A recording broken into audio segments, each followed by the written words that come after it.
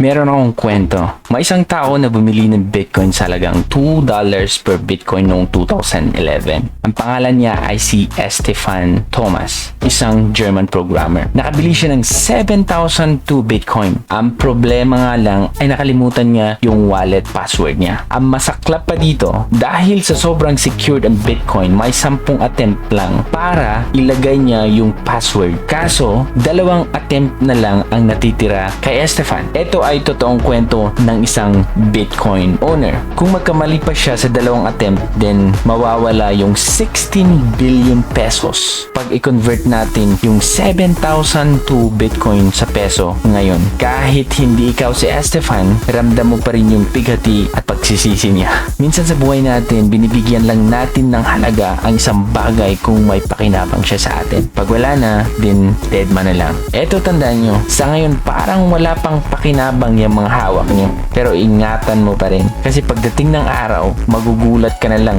yung dating walang halaga ngayon pinag-aagawan na. Ganito ang ibig kong sabihin. Yung passphrase mo or wallet password mo sa mga crypto assets mo, ingatan mo. Baka ikaw kasi ang susunod na Stefan Thomas sa 2035. Ako si Trogi, nagpapaalala lang sa inyo. See you on my next video. Bye.